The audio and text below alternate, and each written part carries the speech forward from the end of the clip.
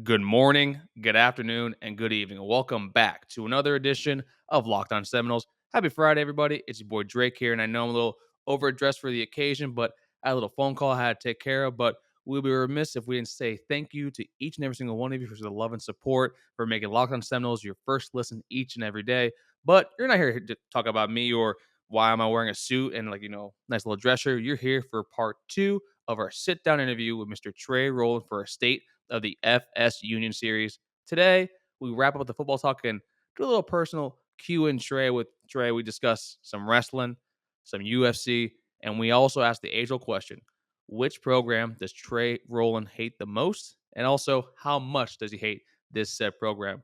But as folks, as you always do, thank you all so much for love and support. Don't forget for the 5-star reviews, either on Apple Podcast, Spotify, Stitcher, or wherever you get your podcast from. And also, like this YouTube video, hit the subscribe banner up at the top, and ding the little bell so you know whenever new content drops immediately. So, without further ado, let's go over to part two of our sit-down interview with Mr. Trey Rowland. Thank you all so much, and we'll see you on Monday here on Locked On Seminoles.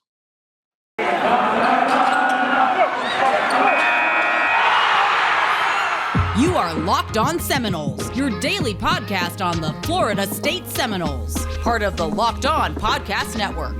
Your team every day.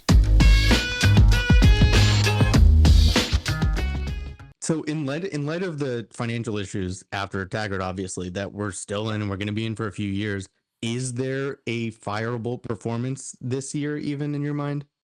It would all depend. Now, the reason that Willie Taggart got fired, and to me, and I don't know if it's talked about enough, it was what was happening on like the donation side. Pledges that were coming into the program were being taken away. Like you're not going to spend that much money to fire somebody if they didn't think that they were going to lose more money by keeping him.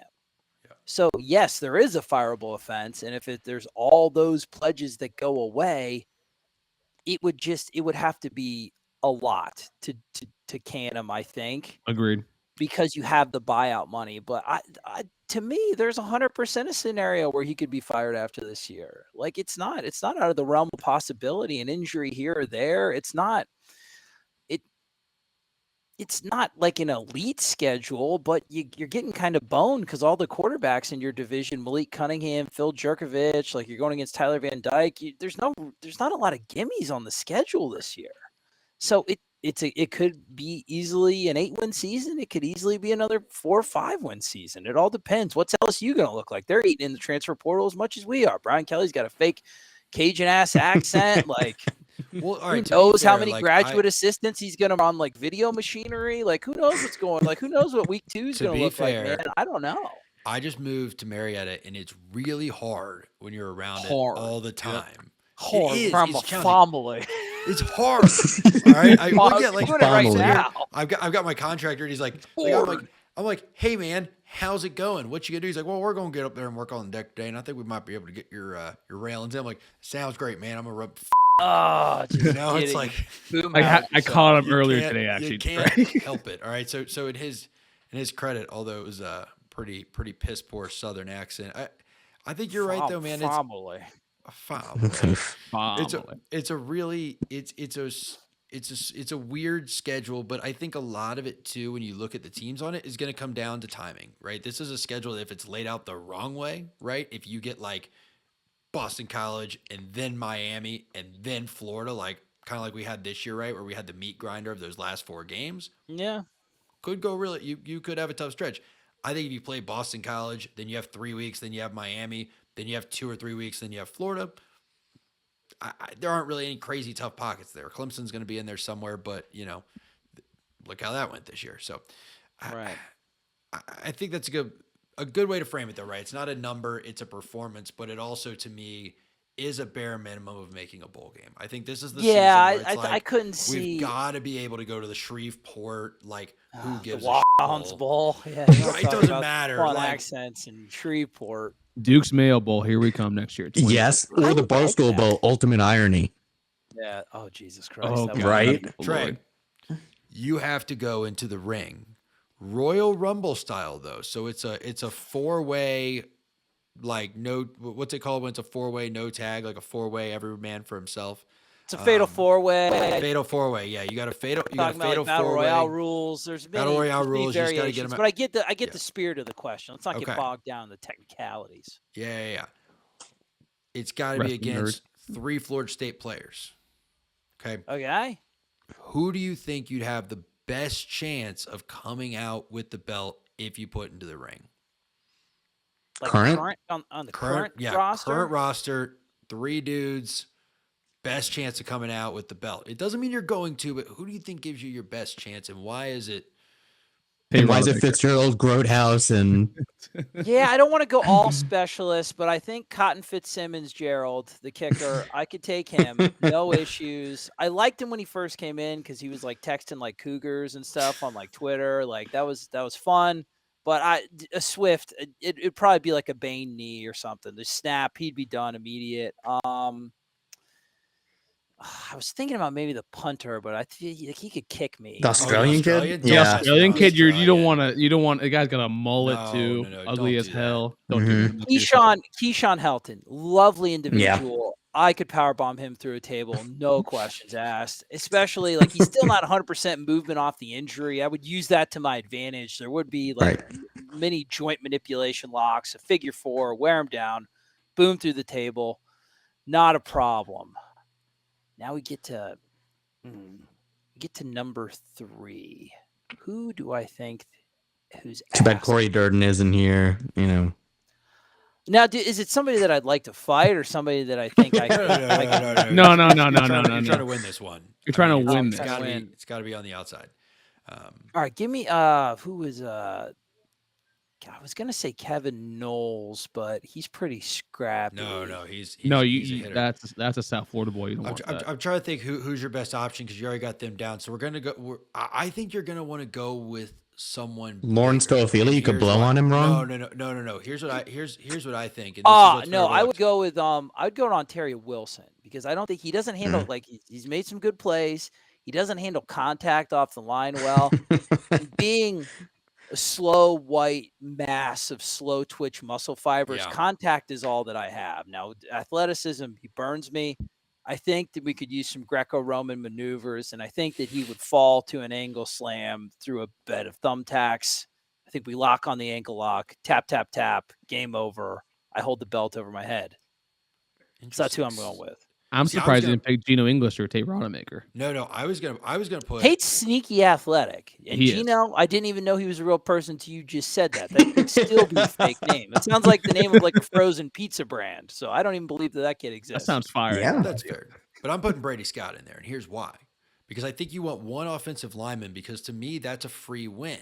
Because the other 3 guys, you just team up on him first and get him out of there. Wait, you didn't, those are in the rules? Yeah, in a fatal 4-way, absolutely. That's there's a lot of strategy. Like half the strategy. So I think that by doing that, you're going to bait the other 2 guys into helping you. And as you're getting them out, you do the least work, and then you have the opportunity to get it to a 1-on-1 against the Keyshawn Helton.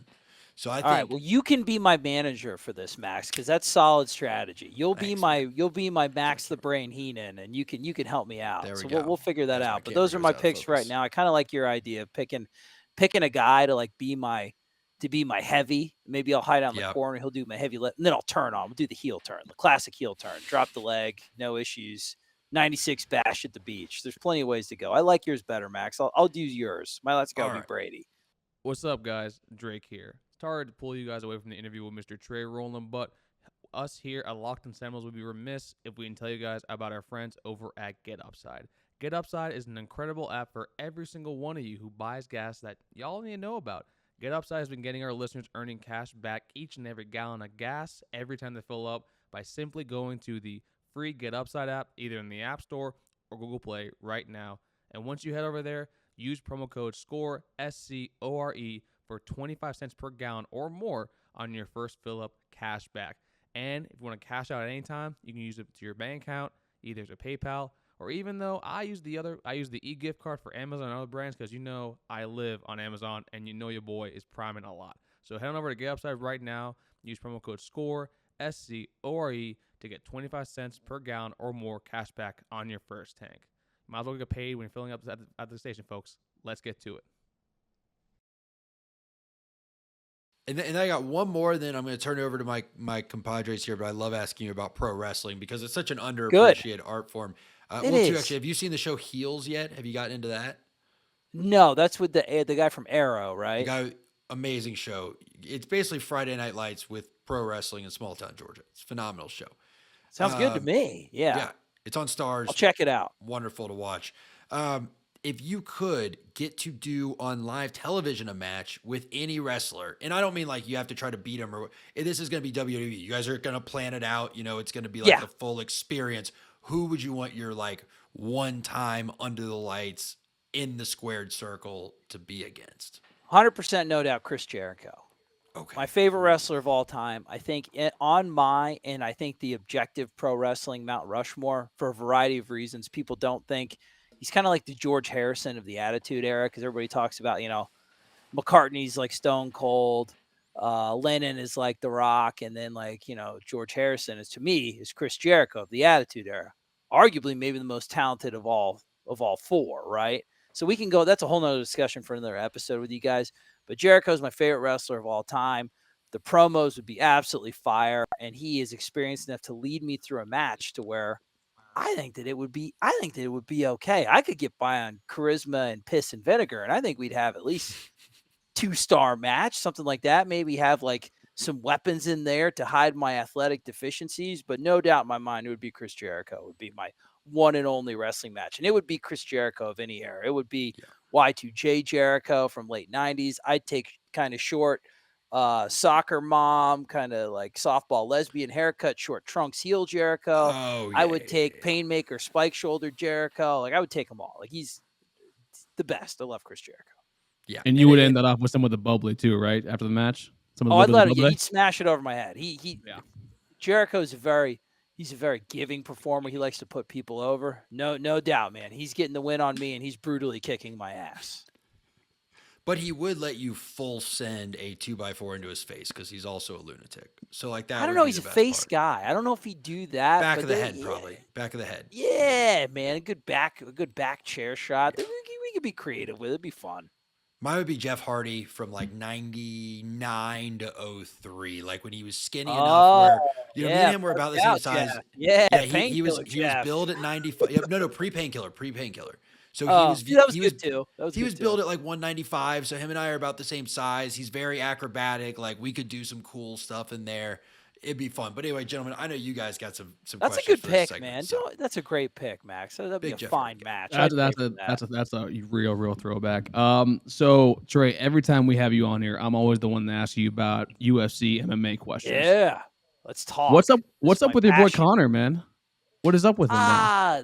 He made like $200 million from like Irish whiskey, and like he's good now. He's fine. I mean, it's not so much that the skills have deteriorated. It's just, unfortunately, the game plan to beat Conor McGregor has been shown. That wide boxing heavy stance, a lot of weight on the lead foot. When he was starting to get into the game, it was something that people are having a lot of time figuring out. Now with kind of the emphasis on like the calf kicks and things like that, unfortunately, those guys that rely on that boxing heavily, they're getting chewed up.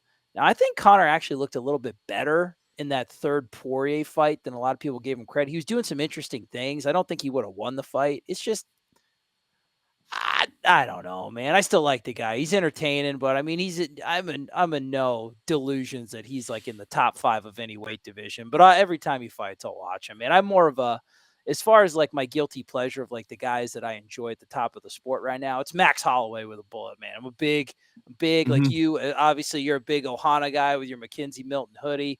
I'm a big anybody from Hawaii. BJ Penn was like my goat of MMA. So anybody from the islands, anytime they fight Hilo style, I'm always a fan. So Max Holloway is my guy right now.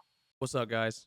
Drake is back in the building for one more second of your time, and we got to talk about friends over at Built.com with their delicious Built bars.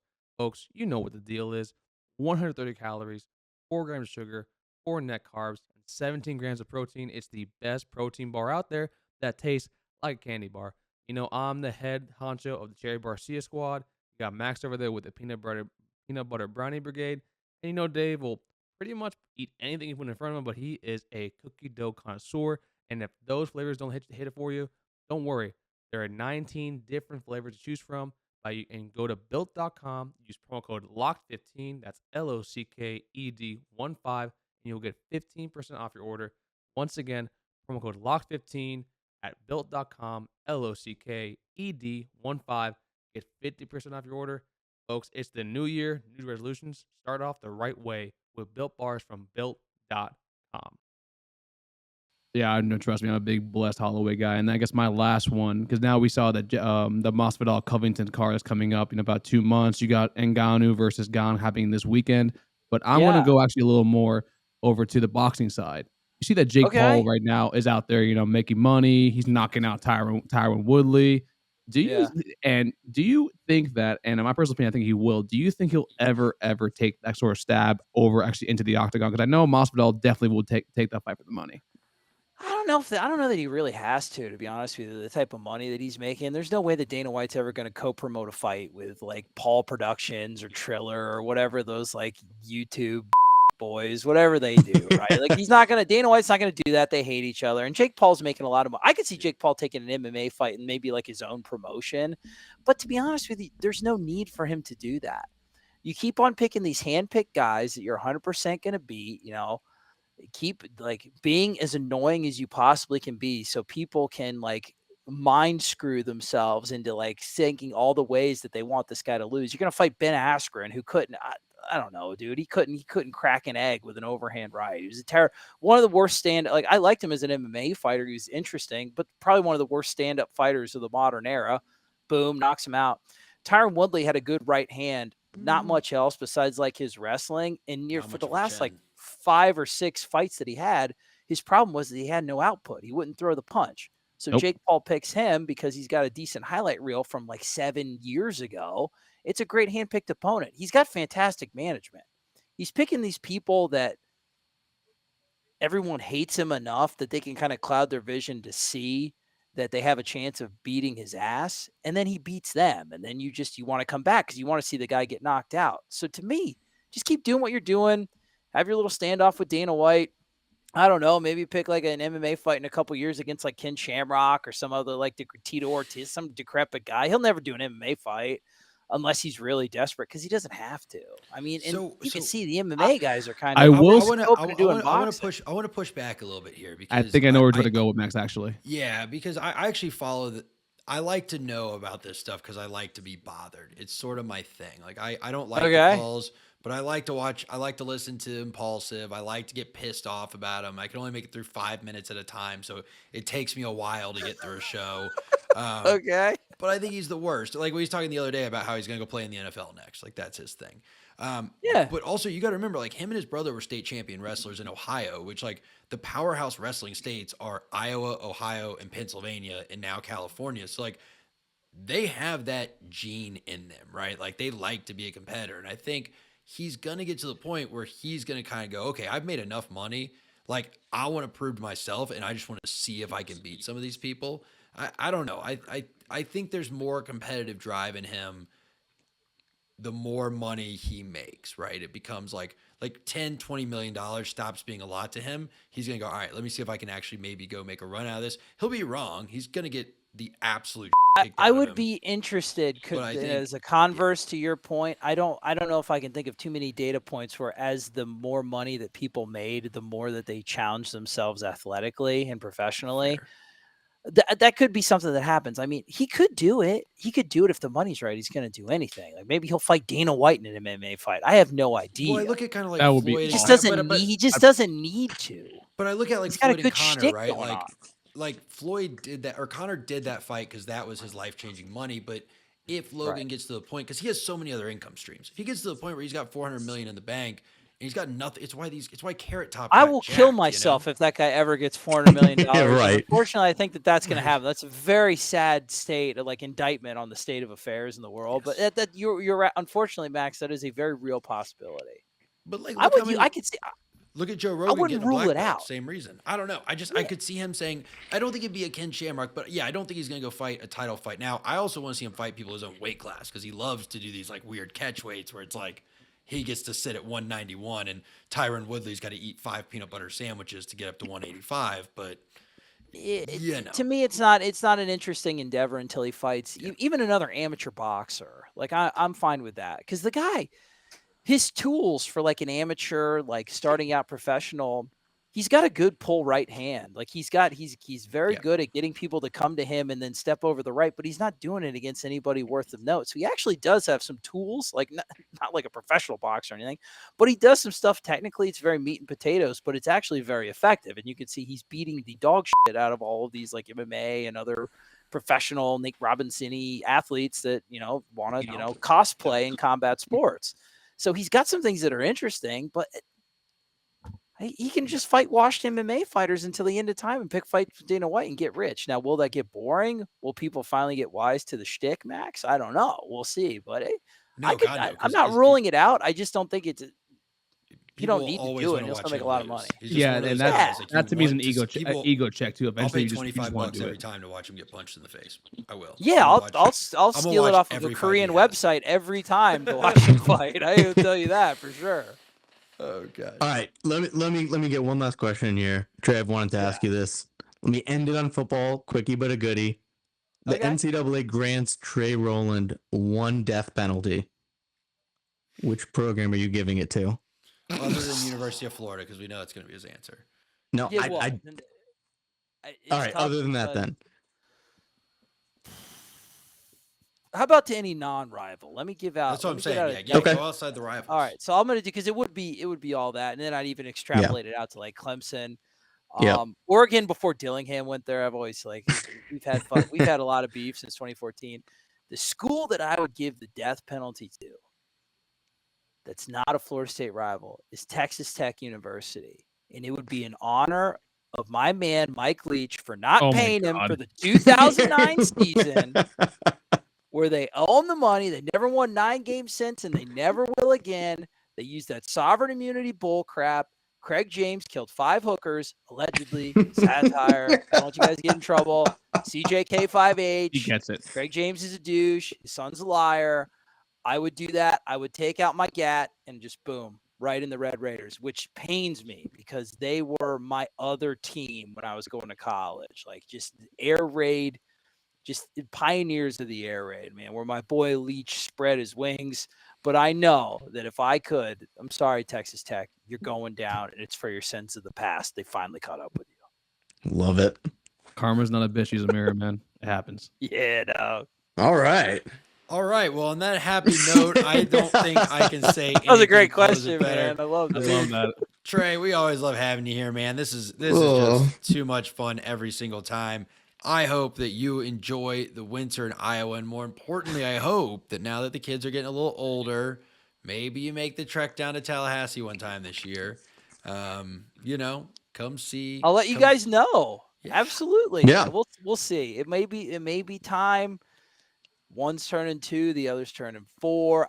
My sister and my mother live in Tallahassee, so I've got a good excuse to go down there once they're finally road trip age. So it could be something. But guys, I always appreciate the appearance. It's one of my favorite non-shows that I do, that I produce, that I love to be a guest on. You guys are always fun.